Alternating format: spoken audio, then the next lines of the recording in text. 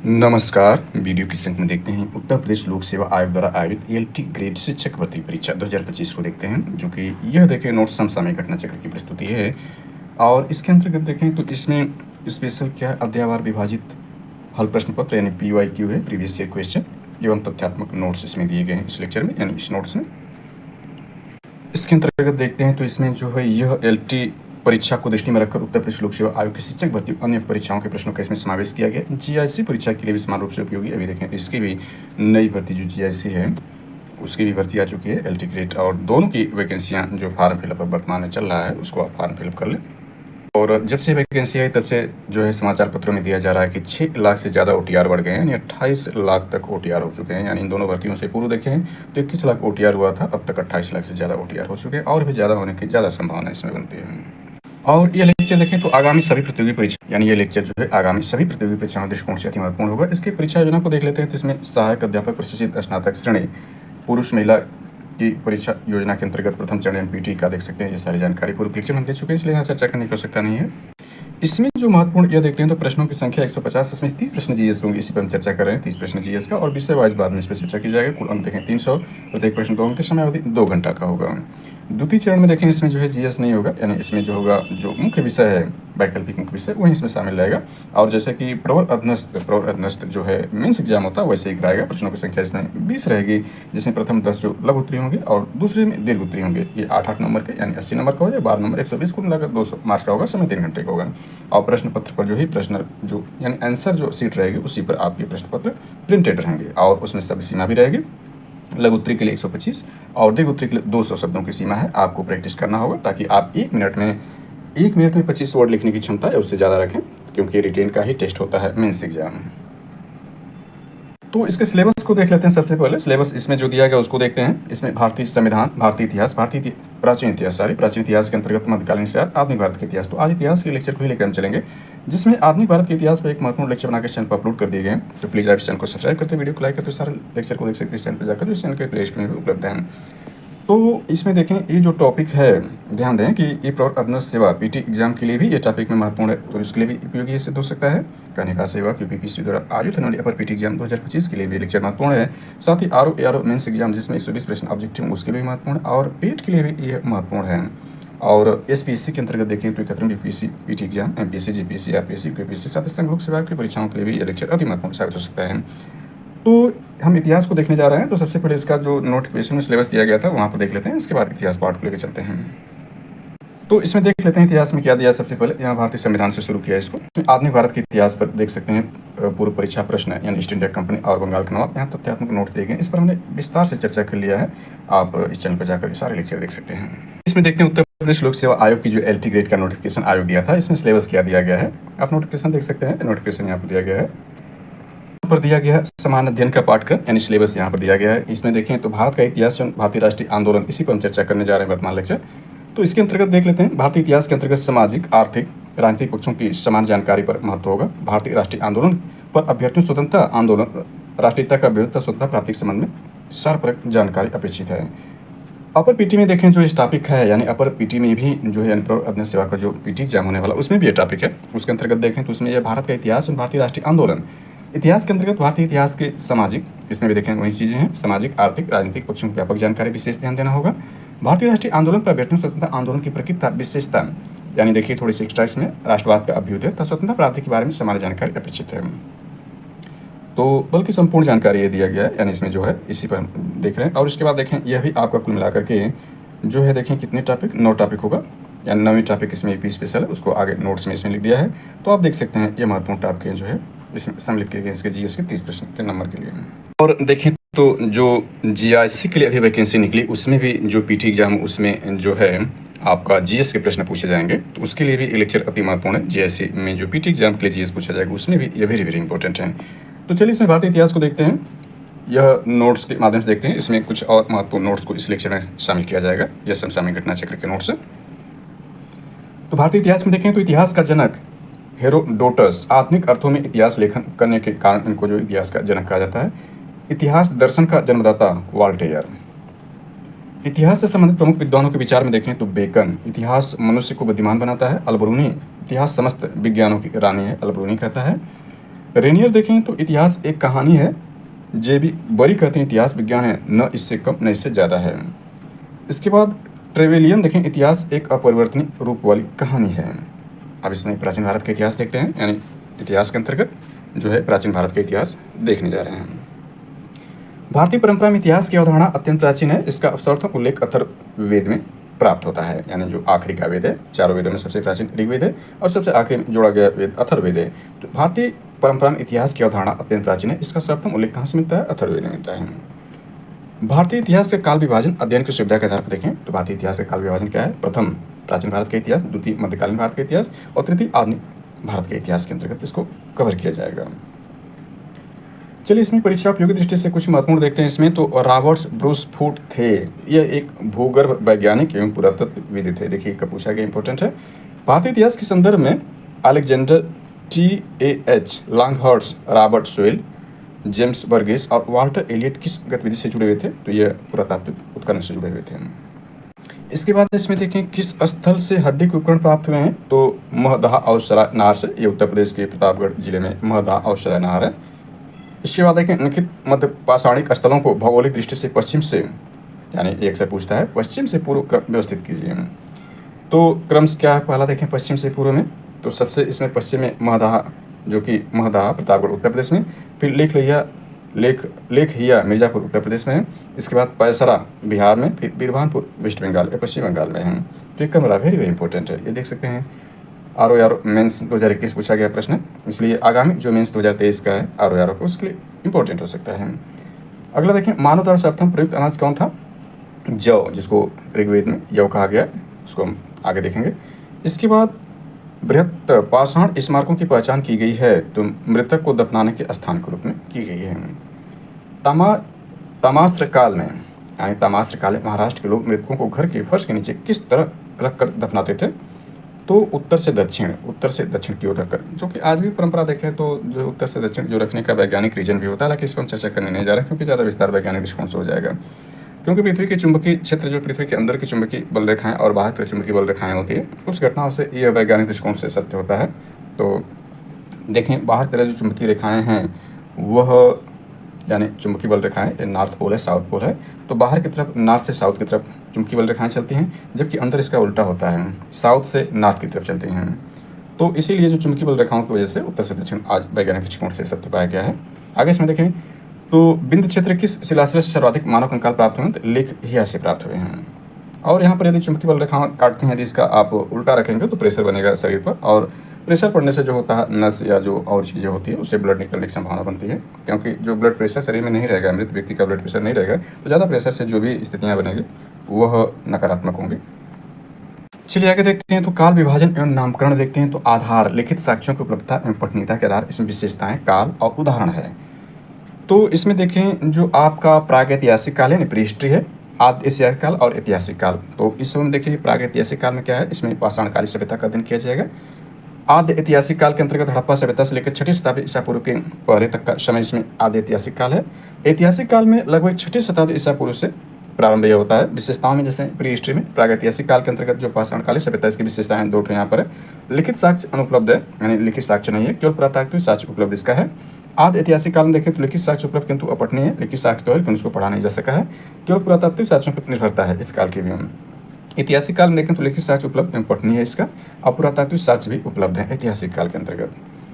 इसमें स्रोत देखें, सोर्स समान वर्गीकरण में देखें तो साहित्यिक स्रोत के अंतर्गत धार्मिक साहित्य और धर्मेतर साहित्य। धार्मिक साहित्य के अंतर्गत ब्राह्मण, जैन और बौद्ध साहित्य, यानी ब्राह्मण साहित्य, जैन साहित्य और बौद्ध साहित्य धार्मिक साहित्य के अंतर्गत है। इसके बाद धर्मेतर साहित्य के अंतर्गत देखें तो अर्थशास्त्र, राजतरंगिणी आदि विदेशी यात्रियों का वृत्तांत भी धर्मेतर साहित्य के अंतर्गत है। पुरातात्विक स्रोत के अंतर देखें तो इसमें अभिलेख हैं, सिक्के, मूर्तियां, चित्रकला, स्थापत्य और अन्य पूरा शेष आते हैं। पाषाण काल देखें तो पाषाण काल का मतलब जो पत्थर का युग है, प्रस्तर युग है। काल विभाजन देखें तो भारत में उपकरणों की भिन्नता के आधार पर पाषाण काल को 3 अवस्थाओं में बांटा गया है। तो 3 अवस्थाएं कौन कौन से देखें तो पाषाण काल, पूरा पाषाण काल, मध्य पाषाण काल और नव पाषाण काल। इसके बाद देखें यह जो पूरा पाषाण काल है पुनः 3 भागों में बढ़ जाता है, यहाँ पर नहीं दिया है तो यहाँ पर चर्चा कर लेते हैं। यह निम्न पूरा पाषाण काल होता है, इसके बाद मध्य पूरा पाषाण काल होता है और उच्च पूरा पाषाण काल होता है। तो इसमें देखते हैं नोट्स में तो यहाँ पर देखें काल अवधि लगभग जो है 10 लाख ईसा पूर्व से 10,000 ईसा पूर्व का समय जो है यह पाषाण काल का है। आजीविका मुक्त शिकार थे। प्रथम उपकरण की खोज 1863 ईस्वी में पलोरम चेन्नई में रॉबर्ट ब्रूस फूड द्वारा किया गया था। ये जो आपका पूरा पाषाण काल रहा है, पहला काल रहा है। यानी इसके तीनों भाग को हालांकि हम देख लेते हैं यहाँ पर। पूरा पाषाण काल के बाद जो है, यानी पूरा पाषाण काल के बाद मध्य पूरा पाषाण काल है, यानी ये यहाँ पर दिया है। आगे से मैं इसमें अलग से जोड़ने की आवश्यकता नहीं है। पूरा पाषाण काल को देखें तो पूर्व यानी निम्न पूरा पाषाण काल है, मध्य पूरा पाषाण काल है, उत्तर यानी उच्च पूरा पाषाण काल को विभाजित है। तो इसमें देख सकते हैं निम्न यानी पूर्व निम्न या निम्न पूरा पाषाण काल को देखें तो इसकी काल अवधि क्या है, यानी सबसे प्रारंभिक यही है 10 लाख ईसा पूर्व से 1 लाख ईसा पूर्व तक है। क्रोड उपकरण में हस्त कुठार, खंडक और विदारणी है। और इसमें देख सकते हैं ये जो आपका है पूर्व या निम्न पूरा पाषाण काल से संबद्ध 2 प्रमुख संस्कृतियाँ हैं। यानी 2 प्रमुख संस्कृतियाँ क्या हैं, तो एक आपका जो ऊपर दिया गया है एक संस्कृति चापर चापिंग पेबुल संस्कृति अथवा स्वर्ण संस्कृति है। ये किससे जुड़ी है, पूर्व या निम्न पूरा पाषाण काल से। दूसरी हैंड एक्स संस्कृति अथवा मद्रासी संस्कृति है। यह पूर्व या निम्न पूरा पाषाण काल से संबंधित 2 संस्कृतियाँ हैं, इंपॉर्टेंट है, अक्सर एग्जाम पूछता है, इसलिए आप नोटेड पॉइंट के रूप में इसको याद कर लें। अगला इसमें देखते हैं तो यह है, इसमें क्षेत्र देखें, इसके क्षेत्र में उत्तर भारत है, इसके क्षेत्र में उत्तर भारत है। प्राप्त उपकरण देखें तो वर्ष 1928 में D.N. वाडिया द्वारा सोहन नदी घाटी प्रथम उपकरण इसका प्राप्त हुआ। और दक्षिण क्षेत्र में देखें, यानी उत्तर क्षेत्र में हमने देख लिया कि क्षेत्र उत्तर भारत से क्या क्या कौन सा उपकरण प्राप्त हुआ। और इसमें देखें क्षेत्र दक्षिण भारत में तो प्राप्त प्रथम उपकरण दक्षिण भारत में 1863 में रॉबर्ट ब्रूस फूड द्वारा पलोरम यानी चेन्नई से प्राप्त किया गया। दक्षिण क्षेत्र में रॉबर्ट ब्रूस फूड को हमने देख लिया था कि ये कौन है। रॉबर्ट ब्रूस फूड क्या है, भूगर्भ वैज्ञानिक एवं पुरातत्वविद हैं, दोनों हैं, याद रखना है, भूगर्भ वैज्ञानिक और पुरातत्वविद दोनों ये हैं। इनके बारे में थोड़ा सा और ऐड कर लें कि मतलब एक क्या थे, तो यह ब्रिटिश ब्रिटिश भूगर्भ वैज्ञानिक और पुरातत्वविद थे। जियोलॉजिकल सर्विस से संबंध रॉबर्ट ब्रूस फूड ने 1863 में भारत में पाषाणकालीन वस्तुओं के अन्वेषण की शुरुआत की थी। तो ये थोड़ा सा हमने इसमें ऐड कर लिया, आप यहाँ देख सकते हैं। इसके बाद अगला देखें, इसमें तो मध्य पूरा पाषाण काल देखें, इसका काल अवधि देख सकते हैं, लगभग 1 लाख ईसा पूर्व से 40,000 ईसा पूर्व का समय है। इसमें उपकरण देखें तो फलक व स्क्रैपर उपकरण है, मध्य आकार के हस्त कुठार, विदारणी, छुरकाएं इत्यादि समय के उपकरण रहे। इसके बाद इसमें देखें इसका नामकरण, यानी जो आपका मध्य पूरा पाषाण काल उसके नामकरण में देखें तो उपकरण के आधार पर जो हथियार हैं, या इसमें देख सकते हैं जो उपकरण हैं उसमें फलक उपकरण के आधार पर इस संस्कृति के नामकरण क्या, इसको फलक संस्कृति कहते हैं, फलक ब्रेड स्क्रैपर संस्कृति भी कहते हैं। उपकरण के आधार पर मध्य पूरा पाषाण काल का नाम ये भी है। खोज के आधार पर नेवासाई चरण के रूप में भी इसका नामकरण किया गया है। यहाँ उपकरण देख सकते हैं दिखाया गया है। इसके बाद उच्च यानी उत्तर या उच्च पूरा पाषाण काल को देखें, इसकी काल अवधि देखें 40,000 ईसा पूर्व से 10,000 ईसा पूर्व का समय रहा। उपकरण निर्माण तकनीकी अप्रत्यक्ष संघात प्रविधि थे। प्रधान उपकरण ब्लेड ब्यूरिन था इस समय का। प्रमुख स्थल इसमें देख सकते हैं, प्रमुख स्थल के अंतर्गत देखें तो बेलन घाटी, सोन घाटी, पूर्वी एवं पश्चिमी सिंहभूमि, बिमला इत्यादि घाटियाँ शामिल हैं। कला में यहाँ देख सकते हैं, कला में भीमबेटका गुफाओं से प्राप्त शैल चित्र इसके कला के अंतर्गत शामिल है। इसके बाद लोहंदा नाला से प्राप्त मातृ देवी की अस्थि मूर्तियाँ भी इसकी कलाएँ हैं। पाटन पटाने से प्राप्त शुतुरमुर्ग के अंड कवचों पर लेखांकन है। अंड कवच पर सीपी के मन के पाए गए हैं। इसके बाद यह जो है दूसरा काल, हम निम्न पूरा पाषाण यानी पूरा पाषाण काल के अंतर्गत तीनों को हमने देखा, यानी पूरा पाषाण के अंतर्गत तीनों कालों को निम्न, मध्य और उच्च को हमने देख लिया। अब दूसरा इसमें मध्य पाषाण काल आता है। पाषाण काल में दूसरा जो मध्य पाषाण काल अवधि देखें तो 10,000 ईसा पूर्व से 7,000 ईसा पूर्व तक है। आजीविका जो यहाँ पर आप शिकार हो गया, यानी शिकार में मछली का भी खाद्य संग्रहण पशुपालन होने लगा। विशिष्ट उपकरण में देखें तो सूक्ष्म पाषाण उपकरण, माइक्रोलिथिक टूल्स, प्रक्षेपास्त्र तकनीकी यानी तीर धनुष इस समय आ गया था मध्य पाषाण काल में। स्थल देखें, प्राप्त प्रमुख साक्ष्य अंतर्गत लंघनाज गुजरात से 14 मानव कंकाल मिले हैं। महदाह प्रतापगढ़ उत्तर प्रदेश से 28 समाधियाँ, बूचड़खाना हड्डी एवं सिंह से निर्मित उपकरण मिले हैं। लिखिया मिर्जापुर उत्तर प्रदेश से 17 समाधान, इंपॉर्टेंट है स्पेशल में। दमदमा प्रतापगढ़ उत्तर प्रदेश से 41 समाधान यहाँ भी मिले हैं। इसके बाद इसमें यहाँ पर देखें महदाह प्रतापगढ़ में और दमदमा प्रतापगढ़ में इसमें 28 समाधियाँ मिले, इसमें 41 समाधान मिले हैं। विशेषताओं में देखें इसके तो मानव अस्थिपंजर की सर्वप्रथम प्राप्ति यहाँ से होती है। और यहाँ देखें जो आपका सराय नहार ये भी प्रतापगढ़ उत्तर प्रदेश 11 समाधान यहाँ से प्राप्त हैं। पशुपालन के साक्ष्य जो मिले हैं वो कहाँ से मिले हैं, तो बागौर राजस्थान से, आदमगढ़ मध्य प्रदेश पशुपालन के साक्ष्य मिले हैं मध्य पाषाण काल में। तो मध्य पाषाण काल में देखें तो मध्य पाषाण काल सर्वप्रथम जानकारी यानी दूसरा हम काल देख रहे हैं मध्य पाषाण काल। सर्वप्रथम जानकारी खोज इसमें 1867-68 में कुछ खोजकर्ता Archibald Campbell Carlleyle किए थे। प्राप्त साक्ष्य में शैल चित्र बिंदु क्षेत्र से मिले हैं। उपकरण यहाँ देख सकते हैं, यह है परीक्षा उपयोगी दृष्टि में देखें तो सिंधु घाटी सभ्यता की सबसे महत्वपूर्ण विशेषता है पक्की ईंट से बनी इमारत कला और वास्तुकला है। अगला प्रश्न इसमें देख सकते हैं, यहाँ पर यह दिया गया इस हड़प्पा कालीन स्थल से हल का टेराकोटा प्राप्त हुआ है। ये बनावली और कालीबंगा से प्राप्त हुआ है, यानी हल और टेराकोटा प्राप्त हुआ है। हाथी बैल घोड़ा में से वह जानवर जिसके बारे में सिंधु घाटी सभ्यता के लोगों को नहीं पता था, इनमें से कोई नहीं। तो इसमें सिंधु घाटी सभ्यता के प्रश्न इसमें जोड़ दिया है परीक्षा उपयोगी दृष्टि से, ताकि उस पर आगे हम चर्चा करेंगे। तो यहाँ पर देख सकते हैं ये। इसके बाद देखें IIT खड़गपुर के अध्ययन दल की रिपोर्ट के अनुसार लगातार कितने वर्षों की 9 के बराबर वर्षा होना सिंधु घाटी सभ्यता के पतन कारण बना था, तो 900 वर्ष तक। प्राचीन काल में गंगा के दक्षिण क्षेत्र को क्या कहा जाता था, मगध कहा जाता था। पाषाण काल में आखिरी जो काल नवपाषाण काल का है, इसको भी देख लेते हैं जल्दी से। यहाँ पर देखें नवपाषाण काल, इसकी कालावधि देखें तो 7000 ईसा पूर्व से 1000 ईसा पूर्व तक है। विशेषताएं इसमें क्या होती है, कृषि, पशुपालन, हस्त एवं चाक निर्मित मृदबाण, आवास निर्माण आदि मिलते हैं। विशिष्ट उपकरण देखें, पालिशदार उपकरण विशेषकर कुल्हाड़ी इसमें मिला है। विशेष तथ्य में खाद्यान्नों का सर्वप्रथम उत्पादन इंपॉर्टेंट है। खाद्यान्नों का सर्वप्रथम उत्पादन, आग का प्रयोग महत्वपूर्ण उपलब्धि रही इस समय की। स्थल में देखें तो यह है लहुरादेव, चावल का प्राचीनतम साक्ष्य भारत में, यानी लहुरादेव भारत में है। यह चावल का प्राचीनतम साक्ष्य यहाँ से मिला है। मेहरगढ़ पाकिस्तान में गेहूं का प्राचीनतम साक्ष्य मिला है। गुप्तकाल भारत में कृषि और पशुपालन दोनों के साक्ष्य मिले हैं। तो लहुरादेव के बारे में देख लें, यह जो है नवीनतम खोजों के आधार पर भारतीय उपमहाद्वीप में प्राचीनतम कृषि साक्ष्य वाला स्थल उत्तर प्रदेश के संत कबीर नगर, यानी लहुरादेव कहाँ है, उत्तर प्रदेश संत कबीर नगर जिले में स्थित लहुरादेव है। यहाँ से 9000 ईसा पूर्व से 7000 ईसा पूर्व तक के बीच चावल के साक्ष्य मिले हैं।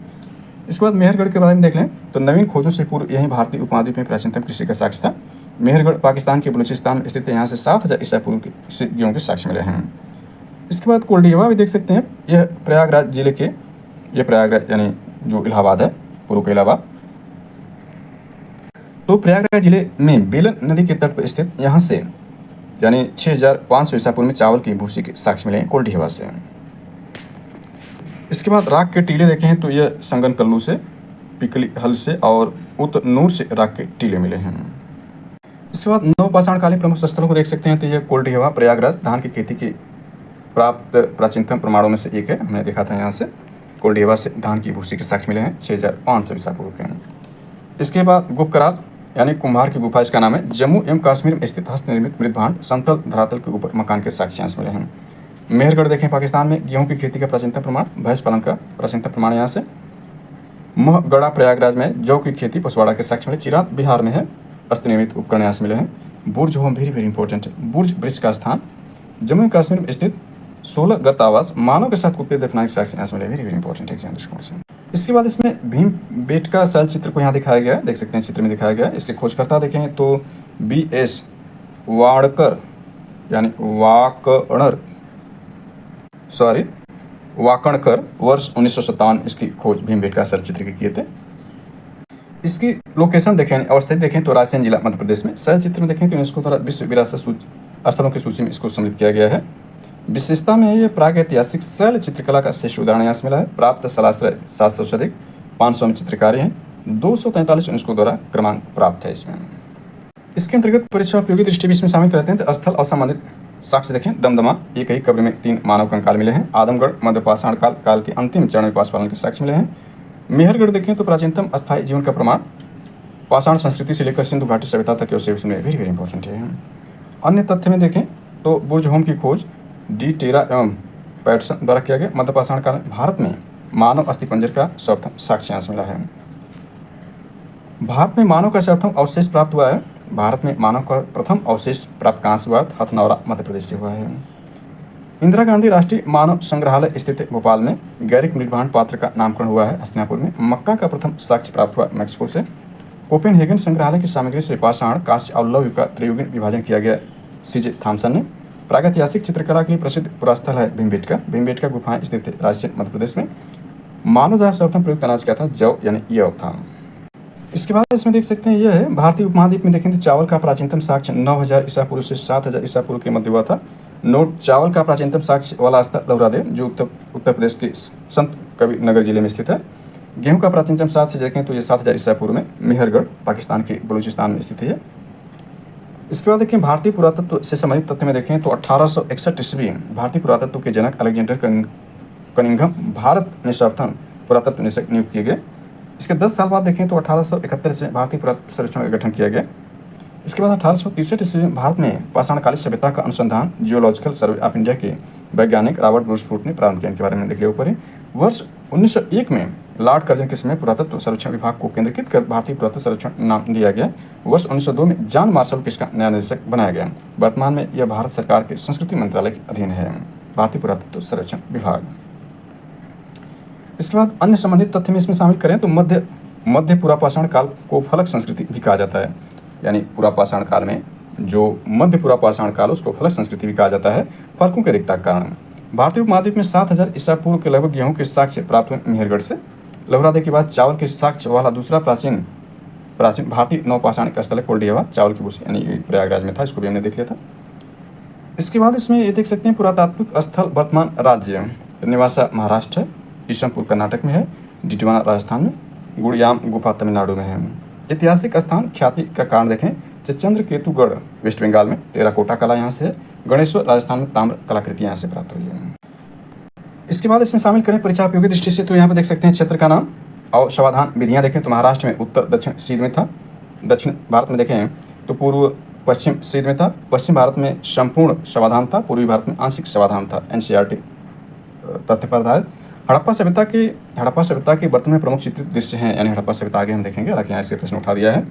तो हड़प्पा सभ्यता के वर्तमान में प्रमुख चित्रित दृश्य हैं तो ज्यामिति आकृति, पेड़ पौधे, कथाओं के दृश्य। महत्वपूर्ण खनिज प्राप्त स्थल देखें तो चकमक रोहड़ी पहाड़ी सिंध से, कर्नेलियन गुजरात एवं सिंध से, सीसा दक्षिण भारत से, लाजवर्त मणिया कश्मीर और अफगानिस्तान से हैं। स्थल उत्खनन प्रारंभ वर्ष देखें तो लोथल 1955 में इसका उत्खनन हुआ था, हड़प्पा का 1921 में, धौलावीरा का 1990 में। ताम्रपाषाणी संस्कृति के संदर्भ में सर्वाधिक विस्तृत उत्खनन प्राप्त हुआ है पश्चिम महाराष्ट्र में। ताम्रपाषाणिक लोग पूजा करते थे तो मातृ देवी, लक्ष्मी, रुद्र आदि की। ताम्रपाषाणकालीन स्थल वर्तमान क्षेत्र में देखें तो नसीरपुर हरिद्वार में, राजपुर परसू मेरठ में, बिशौली बदायूं में, बहेड़िया शाहजहाँपुर में। वह ताम्रपाषाणिक स्थल जहाँ से ताम्र निधियों का सबसे बड़ा संचय प्राप्त हुआ गुंगेरिया से प्राप्त हुआ है। इसके बाद ताम्रपाषाण काल को देख सकते हैं। यहाँ पर ताम्रपाषाण काल के अंतर्गत देखें तो यह कई संस्कृतियों में विभाजित हुआ है, यानी भारत में प्रमुख ताम्रपाषाण काल बस्तियों का विस्तार यहाँ देखा जा सकता है। तो इसका नाम भी अलग अलग हुआ है, जैसे ताम्रपाषाण काल का दक्षिण पूर्वी राजस्थान में जो ताम्रपाषाण काल था आहार या बनास संस्कृति के नाम से प्रमुख पुरातत्व स्थल यह है। दूसरा पश्चिमी मध्य प्रदेश में कायथा संस्कृति और मालवा संस्कृति में डिवाइड थे, प्रमुख पुरातत्व स्थल प्रमुख इसके यह है। इसके बाद महाराष्ट्र में देखें तो जीर्वे संस्कृति के अंतर्गत थी यह ताम्रपाषाण काल संस्कृति, और पूर्वी भारत में देखें तो प्रमुख पुरातत्व ये शामिल किए गए हैं। तो इसके अंतर्गत देख लेते हैं, यानी दक्षिण पूर्वी राजस्थान के अंतर्गत आहार या बनास संस्कृति के प्रमुख स्थल में देखें तो आहार नाम प्राचीन तांबुवती, स्थानीय धूलकोट, विशेष क्या है पत्थर की चार दीवारी से घिरे मकान मिले हैं, बागोर, बालाथल, ओजियाना चार दीवारी युक्त घर के साक्ष्य मिले हैं। गिलुंद में देखें चार दीवारी युक्त घर के साक्ष्य, मिट्टी की इमारत का साक्ष्य, कहीं कहीं पक्की ईंटों के प्रयोग, तांबे के टुकड़े यहाँ से मिले हैं। कायथा संस्कृति और मालवा संस्कृति देखें जो पश्चिमी मध्य प्रदेश संबंधित है। तो कायथा में देखें किलाबंद बस्तियों के साक्ष्य मिले हैं, प्रस्तर फलक उद्योग के साक्ष्य मिले, प्राचीन नाम कपित थे, बड़ा मिहिर की जन्मस्थली है, एरण किलाबंद बस्तियों के साक्ष्य मिले हैं। मालवा संस्कृति में नागदा और नवदा टोली से मिले हैं। इसकी अवस्थित लोकेशन देखें खारगोन जिला मध्य प्रदेश से। सबसे बड़ी ताम्रपाषाण कालीन ग्रामीण बस्ती मिली है, नवदा टोली देखें चौकोर वृत्ताकार घरों के साथ उत्कीर्णकर्ता HD संकलिया, मृदवान ज्यामिति आरेख उत्कीर्ण है। इसके बाद महाराष्ट्र में जो संस्कृति हुई थी ताम्रपाषाण जोरवे संस्कृति थी, प्रमुख स्थल देखें तो जोरवे, नेवासा, पटसन का साक्ष्य, दामाबाद अब तक ज्ञात जोरवे स्थल में सबसे बड़ा है। प्रमुख स्थल यहाँ देखें तो प्रकाश, नासिक, ईमान गांव, चंदौली, सोनगांव यह स्थल है प्रमुख स्थल में। प्राप्त साक्ष्य में 5 कमरों वाला, यानी ईमान गांव से देखें 5 कमरों वाला मकान, खाई में घिरी किलाबंद बस्ती, मातृ देवी की प्रतिमा प्राप्त हुई है। पूर्वी भारत में प्रमुख स्थल देखें तो पश्चिमी बंगाल में पांडु राजा डीबी, महिषदल, बिहार में सिनवार, सोनपुर, ताराडी, चिराग, पूर्वी उत्तर प्रदेश में खैराडी और नरहन है।